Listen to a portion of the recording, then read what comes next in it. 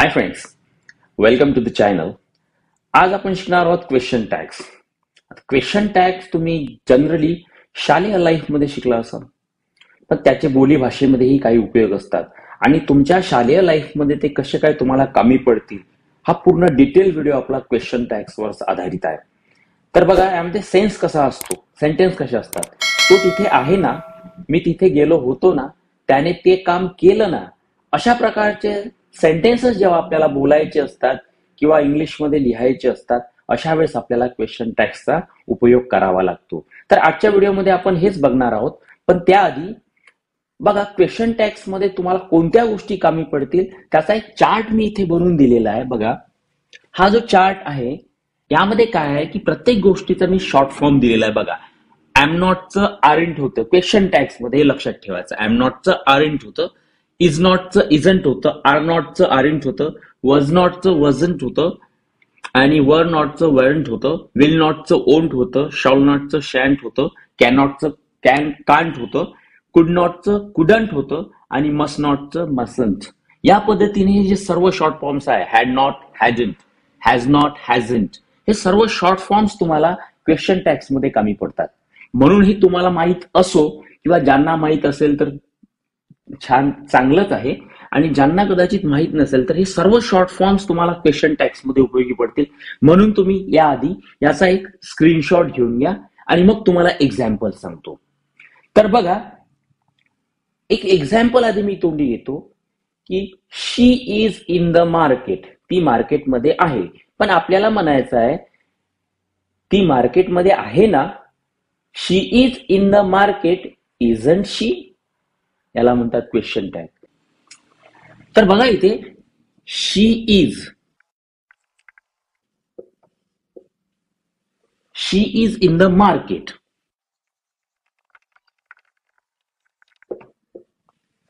एक सेंटेन्स आहे affirmative, she is in the market, ती मार्केटमध्ये आहे. आणि एक सेंटेन्स आहे she isn't in the market, म्हणजेच is not. Isn't means is not. She isn't in the market, ती मार्केटमध्ये नाही आहे. आता आपल्याला अशा प्रकारचे प्रश्न आपल्याला नेमके एक्झाम्स मध्ये येतात, तेव्हा आपल्याला यांचा क्वेश्चन टॅग्स करावा लागतो. पण क्वेश्चन टॅग्स करते वेळेस एक गोष्ट महत्वाची लक्षात ठेवायची आहे की जो हेल्पिंग वर्ब आहे, हेल्पिंग वर्ब जो आहे ते जसं इज आहे आणि ते इजंट आहे, हे जे हेल्पिंग वर्ब आहे हे सर्वात आधी आपल्याला लक्षात ठेवायचे असतात. हे जर आपल्याला कळले तर बघा, शी इज इन द मार्केट या सेंटेन्स मध्ये पॉझिटिव्ह आहे, इज हा हेल्पिंग वर्ब आहे, म्हणजेच हे सेंटेन्स पॉझिटिव्ह आहे, प्लेन आहे. तर जेव्हा याचा आपल्याला क्वेश्चन टॅग करायचा असतो त्यावेळेस काय करायचं की इथे कॉमा द्यायचा आणि त्यानंतर इजंट शी आणि क्वेश्चन मार्क देऊन टाकायचा. इजंट शी हा झाला याचा क्वेश्चन टॅग. पण आता आपण इथे इजंट घेतलाय, इथे काय घेतलाय, इजंट, कॉमा दिला इथे आणि इथे इजंट घेतलाय, कारण हे जे सेंटेन्स आहे आपलं हे पॉझिटिव्ह आहे आणि हे निगेटिव्ह आहे. इजंट आल्यामुळे, इज नॉट आल्यामुळे इथे काय, इजंट मीन्स इज नॉट आल्यामुळे काय झालं की हे सेंटेन्स निगेटिव्ह आहे. She isn't in the market किंवा she is not in the market, म्हणजे इथे जेव्हा निगेटिव्ह आहे तर आपल्याला इकडे पॉझिटिव्ह करावं लागेल. मग इकडे काय येईल, question tag is she, is she. इथे ऑफर्मेटिव्ह आहे म्हणून इकडे क्वेश्चन टॅग्स करते वेळी आपल्याला इजंट शी घ्यावं लागलं, आणि इथे नेगेटिव्ह सेंटेन्स आहे म्हणून इथे क्वेश्चन टॅग्स करते वेळेस इज शी घ्यावं लागेल.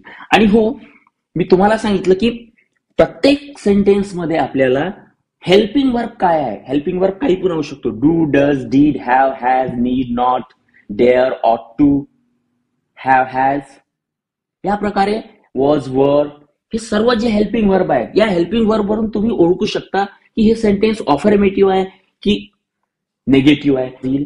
म्हणजेच आपल्याला जर हेल्पिंग वर्ब सेंटेन्स मधला ओळखता आला आणि सेंटेन्स हे निगेटिव्ह आहे की पॉझिटिव्ह आहे, म्हणजे पॉझिटिव्ह असेल तर क्वेश्चन टॅग निगेटिव्ह करायचा या सेन्सने, आणि सेंटेन्स निगेटिव्ह असेल तर क्वेश्चन करायचा पॉझिटिव्ह. क्वेश्चन टॅग काय करायचा, पॉझिटिव्ह. एवढं लक्षात आलं या दोन एक्झाम्पल वरून.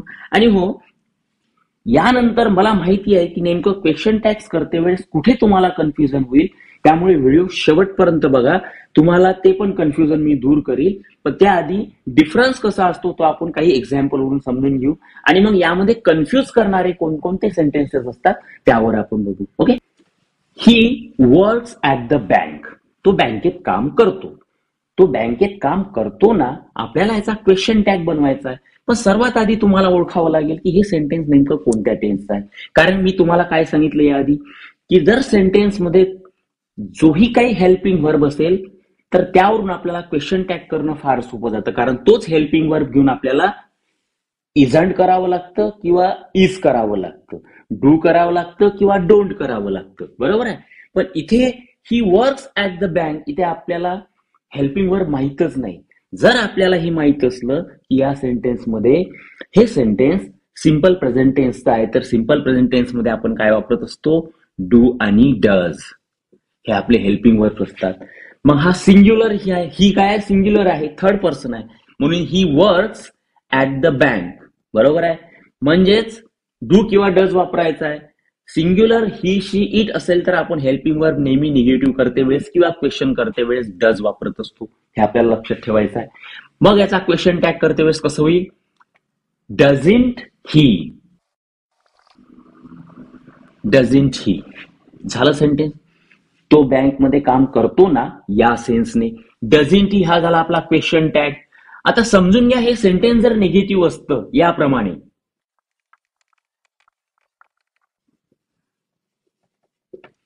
सेंटेन्स असतं बघा, एक लक्षात ठेवा, कॉमा इथे द्यायचा असतो. फुलस्टॉप जरी सेंटेन्स मध्ये असेल तर याला क्वेश्चन टॅग करते वेळेस हा जो फुलस्टॉप असेल याला कॉमा करायचा आहे, एवढं लक्षात ठेवायचं आहे. आणि क्वेश्चन मार्क्स देणे विसरायचं नाही. तर आता बघा, हे सेंटेन्स निगेटिव्हच आहे म्हणजे डझंट आहे. आता इथे हेल्पिंग वर्ब आपल्याला माहित नव्हता. जर आपल्याला टेन्स माहित असता किंवा आपल्याला टेन्स माहिती आहे की हा सिंपल प्रेझेंट टेन्स आहे, म्हणून आपल्याला डू किंवा डज हे वापरावं लागतं. सिंग्युलर असल्यामुळे किंवा थर्ड पर्सन असल्यामुळे आपण इथे डज वापरला म्हणून डझंट ही केलं. आता बघा, इथे ऑलरेडी हेल्पिंग वर्ब आपल्याला मिळाला आहे डझंट. हा निगेटिव्ह आहे. Doesn't means does not. याआधी मी जो चार्ट दिलाय त्याचा तुम्ही स्क्रीनशॉट घेतला असेल किंवा नोटबुक मध्ये लिहून ठेवा म्हणजे तुमच्या लक्षात येईल. He doesn't work at the bank. तो बँकेत काम करत नाही. आता तो बँकेत काम करत नाही ना असं म्हणायचं आहे, म्हणजेच आपल्याला क्वेश्चन टॅग करायचा आहे. तिथे जो फुल स्टॉप आहे याला कॉमा करायचा केला. आता डझंट हा सेंटेन्स निगेटिव्हचा आहे, तर मग इथे काय येईल, डज. डज ही आणि क्वेश्चन मार्क हा झाला हा झाला एक क्वेश्चन टॅग. म्हणजेच जर निगेटिव्हचा सेंटेन्स असेल तर इथे पॉझिटिव्ह क्वेश्चन टॅग करायचा, आणि जर सेंटेन्स पॉझिटिव्हचं असेल तर इथे निगेटिव्ह क्वेश्चन टॅग द्यायचा. एवढं आलं लक्षात. आता हे झालं प्रेझेंट टेन्स. प्रेझेंट टेन्स फक्त तुम्हाला टेन्स ओळखता आला पाहिजे, मी तुम्हाला सांगितलं. बरोबर आहे. आता समजून घ्या, डसचं झालं, डूचं सेंटेन्स काय येईल, वी किंवा आय, दे, म्हणजे प्लुरल जे असेल फर्स्ट पर्सन आणि सेकंड पर्सन. सेकंड पर्सन तुम्हाला माहिती आहे, ते सांगण्यापेक्षा प्लुरल म्हणतो. समजा I work. I work at the bank. मी बँकेत काम करतो. Simple present tense. आता इथे आपल्याला हेल्पिंग वर्ब काय येईल, आता डू येईल, कारण आय काय आहे, फर्स्ट पर्सन आहे. इथे वी पण घेऊ शकतो, तसं वी काय आहे, प्लुरल आहे, सेकंड पर्सन, फर्स्ट पर्सन. आपण इथे वी पण घेऊ शकलो असतो. आय काय आहे, first person. I work at the bank. मी बँकेत काम करतो. म्हणजे याच्यासोबत हा सिंपल प्रेझेंट टेन्सचा सेंटेन्स आहे. म्हणजेच हेल्पिंग वर्ब काय येईल आपला, डू. इथे फुल स्टॉप असेल तर काय करावे, comma. Don't, I, question mark. आणि एक लक्षात ठेवायचं आहे की आय हा जो प्रोनाउन आहे किंवा आय हा जो शब्द आहे त्याला कुठेही जेव्हाही तुम्हाला लिहायचं असेल त्यावेळेस नेहमी तो कॅपिटलच लिहावा. हो, काय लिहायचा, कॅपिटल फक्त. आणि बाकी जे प्रोनाउन असतात, ही, शी, इट, दे, वी, हे जे काही प्रोनाउन असतात ते प्रोनाउन नेहमी स्मॉल लेटरने लिहायचे. बघा, डझंट ही, लक्षात आला इथे, डझंट ही मोठा म्हणजे कॅपिटल लेटर घेतलं की ही मध्ये मी नाही, फक्त आय असा एक प्रोनाउन आहे की ज्याला नेहमी कॅपिटल घ्यायचा आहे. नंतर काही कन्फ्युजन आहे ते पण सांगतो. आता I work at the bank हे सेंटेन्स पॉझिटिव्ह होतं म्हणून आपण याचा क्वेश्चन टॅग निगेटिव्ह केला. बरोबर आहे, सॉरी, निगेटिव्ह केला. आता समजून घ्या, I don't work at the bank. आता हा निगेटिव्ह आहे, मग क्वेश्चन टॅग आपल्याला काय द्यावं लागेल? पॉझिटिव्ह, म्हणजे डोंट नाही, काय द्यावं लागेल? डू आय, आणि हा जो फुल स्टॉप आहे याला कॉमा, डू आय. झाला क्वेश्चन टॅग. हे लक्षात आलं. सेंटेन्स निगेटिव्ह असेल तर positive question tag, sentence positive असेल तर निगेटिव्ह क्वेश्चन टॅग, हे आपल्याला लक्षात ठेवायचं आहे. हा होता आपला सिंपल प्रेझेंट टेन्स. कारण सिंपल प्रेझेंट टेन्स मध्ये हेल्पिंग वर्ब डू आणि डज वापरल्या जाते. आता सिंपल पास्ट टेन्स तर फार इझी आहे. सिंपल पास्ट टेन्स मध्ये आपण काय वापरतो? डिड. सिंपल पास्ट टेन्सच्या सेंटेन्स मध्ये सुद्धा तुम्हाला हेल्पिंग वर्ब, पॉझिटिव्हच्या सेंटेन्स मध्ये हेल्पिंग वर्ब मिळणार नाही, पण निगेटिव्हचा जर सेंटेन्स असेल तर त्या ठिकाणी तुम्हाला हेल्पिंग वर्ब सेंटेन्स मध्ये शोधता येतो. जसं आपण इथे शोधला, जसं इथे डोंट शोधला, म्हणजे इथे आपल्याला ऑलरेडी आपल्याकडे हेल्पिंग वर्ब आहे. जरी आपल्याला टेन्स नाही कळला तर पेपरमध्ये आपण याचं क्वेश्चन टॅग करू शकतो, कारण ऑलरेडी इथे हेल्पिंग वर्ब डोंट आहे, म्हणजेच डोंटचं इथे डू करायचं आहे. आपल्या पटकन लक्षात येईल. एवढं लक्षात आलं. निगेटिव्ह असेल तर, परत सांगतो, निगेटिव्ह असेल तर पॉझिटिव्ह क्वेश्चन टॅग डू ने, आणि पॉझिटिव्ह सेंटेन्स असेल तर निगेटिव्ह क्वेश्चन टॅग डोंट ने. एवढं लक्षात ठेवायचं. आता बघा, एक मी सिंपल पास्ट टेन्स एक सेंटेन्स घेतो. We work at the bank. आम्ही बँकेत काम केलं किंवा करत होतो. ओके, बँकेत काम केलं हा झाला सिंपल पास्ट टेन्स, कारण वर्कला ईडी लागलाय, म्हणजे सिंपल पास्ट टेन्सचा सेंटेन्स आहे तर स्वाभाविक आपल्याला हेल्पिंग वर्ब डीड वापरावे लागेल. पण सेंटेन्स कशाचा आहे? ऑफर्मेटिव्ह आहे. निगेटिव्ह आहे का नाही? ऑफर्मेटिव्ह आहे. मग क्वेश्चन टॅग द्यायच्या वेळेस काय करावं लागेल आपल्याला? इथे फुलस्टॉप जो आहे त्याला कॉमा करावा लागेल, आणि डिंट वी क्वेश्चन मार्क द्यायला विसरायचं नाही. डिंट वी हा क्वेश्चन टॅग दिला आपण इथे, डिंट वी, कारण सेंटेन्स पॉझिटिव्ह होतं. आता हे सेंटेन्स निगेटिव्ह हे तुमच्या लक्षातच आलं. Simple past tense, we didn't work at the bank. आम्ही बँकेत काम करत नव्हतो किंवा केलं नाही. Okay, it's okay. बघ, आता हा निगेटिव्ह सेंटेन्स आहे तर क्वेश्चन टॅग कशाने द्यावा लागेल? पॉझिटिव्ह क्वेश्चनने. For example, did we question mark, did we. झाला क्वेश्चन टॅग. एवढं तुमच्या लक्षात आलं. आता काही कन्फ्युजन कुठे होतं तुम्हाला, याचे काही सेंटेन्सेस घेऊ म्हणजे तुमच्या लक्षात येईल. आणि हो, यावरून तुमच्या लक्षात आलं, सेंटेन्स हॅवचं असो की हॅजचं असो की कशाचंही असो, हेल्पिंग वर्ब जो असेल ते घेऊच आपण. त्या हेल्पिंग वर्ब आपल्याला सर्वात आधी ओळखायचा आहे की हेल्पिंग वर्ब सेंटेन्स मध्ये काय आहे, तर लगेच आपल्याला लक्षात येईल की ते क्वेश्चन टॅग कशाचा द्यायचा आहे. हे लक्षात आलं. आता बघा पुढलं sentence, I am on time. I am on time हे सेंटेन्स आहे. मी वेळेवर आहे म्हणजे मी वेळेत आहे. Okay, I am on time. तर आय सोबत जेव्हाही एम येतो हे लक्षात ठेवायचं आहे. आय सोबत जेव्हाही एम येतो तेव्हा क्वेश्चन टॅग करते वेळेस एमंट कधीच होणार नाही हे लक्षात ठेवायचं आहे. तर काय येईल? आरंट. इथे फुल स्टॉपला क्वेश्चन टॅग, आरंट आय, झाला क्वेश्चन टॅग. ही गोष्ट तुम्हाला लक्षात असायला हवी म्हणून मी सांगितलं की तुम्हाला असं वाटेल की आय सोबत एम हा हेल्पिंग वर्ब इथे दिलेला आहे म्हणून इथे एमंट आय करायचं, तर ते चुकीचं आहे. हे लक्षात ठेवायचं आहे की जेव्हाही आय एम असेल त्यावेळेस, म्हणजेच हे पॉझिटिव्ह सेंटेन्स आहे, आय एम ऑन टाइम, मी वेळेवर आहे, अशा वेळेस क्वेश्चन टॅग करते वेळेस आय एम असेल तर आरंट आय करायचं, कारण आय एम ऑन टाइम हे पॉझिटिव्ह सेंटेन्स आहे. त्यामुळे त्याचा क्वेश्चन टॅग करते वेळेस आपण निगेटिव्ह क्वेश्चन टॅग द्यावा लागतो. निगेटिव्ह क्वेश्चन टॅग द्यावा लागतो, आरंट आय. आता फॉर एक्झाम्पल हे सेंटेन्स जर निगेटिव्ह असतं, I am not on time, मी वेळेवर नाही आहे. I am not on time. मग आता इथे आर आय कराल का? नाही. हा फरक तुम्हाला सांगायचा होता. आय सोबत जेव्हाही एम येतो म्हणजे आय एमचं सेंटेन्स जेव्हाही असते किंवा आय एम नॉटचं सेंटेन्स जेव्हाही असते, या दोन गोष्टीसाठी हा रूल आहे, हे लक्षात ठेवायचा. इथे बघा काय आहे, I am not on time, तर आता इथे एम आय घेता येतो. फुल स्टॉपला कॉमा करून टाकायचा एम आय आणि क्वेश्चन टॅग. म्हणजे निगेटिव्ह सेंटेन्स जर असेल, एम आय सोबत एम आहे पण त्याच्यासोबत नॉट लागलेला आहे, म्हणजे निगेटिव्ह सेंटेन्स आय एमचं असेल तर अशा वेळेस एम आय ने आपण क्वेश्चन टॅग देऊ शकतो. पण आय एमचं सेंटेन्स जर पॉझिटिव्ह असेल, म्हणजे एम सोबत नॉट आलेला नसेल, तर अशा वेळेस क्वेश्चन टॅग करते वेळेस आरंट आय लावावा लागेल. म्हणून हा फरक तुम्हाला मी ते समजून सांगितला. हा एक कन्फ्युजन तुमचा दूर झाला असेल कदाचित. ओके, त्यानंतर बघू पुढलं एक्झाम्पल. त्यानंतर सेंटेन्स बघा, चला आपण पिक्चर बघायला जाऊ. Let's go for movie.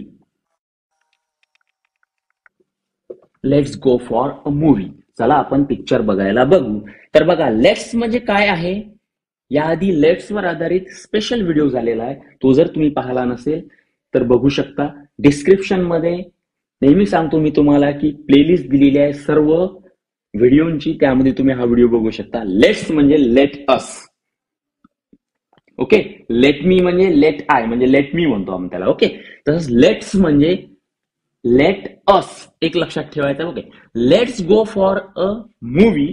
तर याला क्वेश्चन टॅग करायचा असेल, कधी कधी पेपरमध्ये अशा प्रकारचा प्रश्न विचारला जातो, यावेळेस त्याचं क्वेश्चन टॅग कसं करायचं बघा. जेव्हाही लेट्स हा जो शब्द येतो तेव्हा लक्षात ठेवायचा, let's go for a movie, बस हा फुल स्टॉप सोडून द्यायचा, याला कॉमा करायचा आणि शॉल वी आणि क्वेश्चन मार्क, हा झाला याचा क्वेश्चन टॅग. हे तुम्हाला आणखी हे कन्फ्युजन होतं म्हणून हे तुम्हाला सांगितलं. त्यानंतर लेट्स गो, आपण आता मराठीत कसं म्हणा, let's go for a movie shall we, आपण पिक्चर बघायला जायचं ना, या सेन्सने. म्हणून हा जो कन्फ्युजन आहे लेट्सचा, लेट्स त्यासाठी नेहमी शल वी, कारण लेट अस, अस म्हणजेच वी, हे लक्षात ठेवायचं आहे. म्हणून नेहमी इथे लेट्सच्या सेंटेन्समध्ये शल वी हा क्वेश्चन टॅग वापरायचा आहे. हा तुमच्या लक्षात आला असेल. आता बघा, एक सिंपल सेंटेन्स घेतो, I have a car.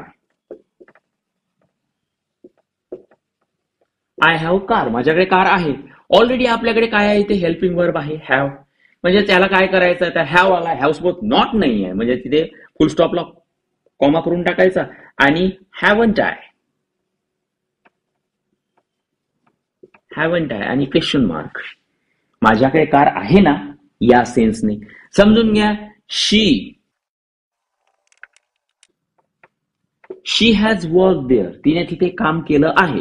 Helping verb काय आपला इथे हॅज आहे, म्हणजेच ऑलरेडी आपल्याला हेल्पिंग वर्ब मिळालेला आहे. म्हणजे त्या हॅजचा काय करायचं आपल्याला, हॅझंट म्हणजे हॅज नॉट, हॅज नॉटचा शॉर्ट फॉर्म हॅझंट, म्हणून सुरुवातीला मी जे शॉर्ट फॉर्म लिहून दिले आहे ते त्यासाठीच. Okay, she has work there, तिने तिथे काम केलं. हॅझंट शी, कॉमा,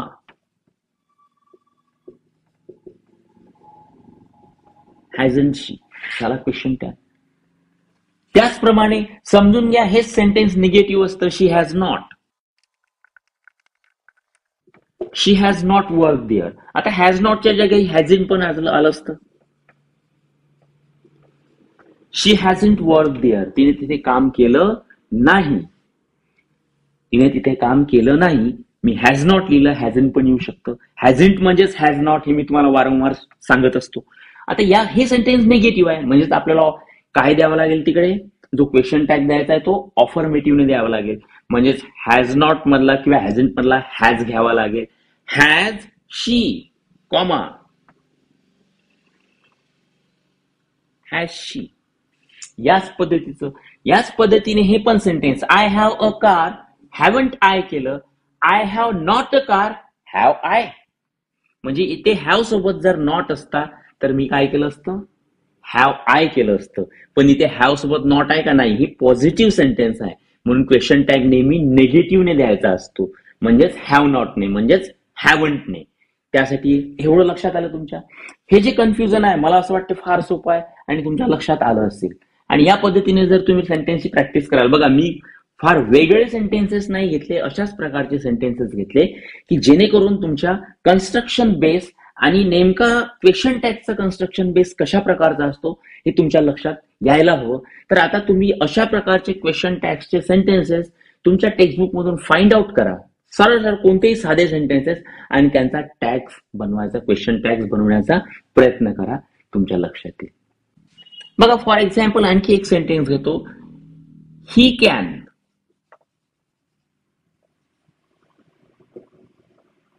ही कॅन स्विम. तो पोहू शकतो. आपला हेल्पिंग वर्ब काय आहे? कॅन. म्हणजेच काय होईल? कांट.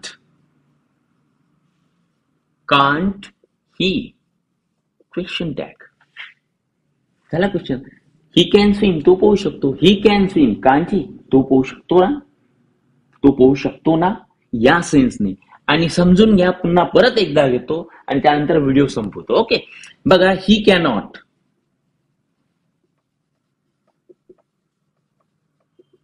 He cannot swim. तो पोहू शकत नाही. ऑलरेडी आपल्याकडे काय हेल्पिंग वर्ब आहे, पण या कॅन सोबत काय आला? नॉट आलाय. म्हणजे ही निगेटिव्ह सेंटेन्स आहे. म्हणजे ते काय करेल? Can he. क्वेश्चन टॅग झालं. एवढं सोपं आहे. तर मला असं वाटते या सर्व एक्झाम्पल्स वरून, आणि बेसिक एक्झाम्पल्स होते सर्व, यावरून तुमच्या लक्षात आलं असेल की क्वेश्चन टॅग किती सोपा आहे. वर्क कसं करायचं की तुमच्या टेक्स्टबुक मध्ये असे plain sentences, he can swim, he cannot swim, he went there, she work there, she talk to me, she always speak with me, अशा प्रकारचे सिंपल सेंटेन्सेस घ्यायचे आणि त्याला क्वेश्चन टॅग करून बघायचा. बघा, तुमची प्रॅक्टिस होईल. आणि काही कन्फ्युजन असेल तर कमेंट बॉक्समध्ये तुम्ही मला विचारू शकता. मी तुम्हाला त्याचा रिप्लाय करेन. ओके, व्हिडिओ आवडला असेल तर लाईक करा, शेअर करा, सबस्क्राईब करा. थँक्यू.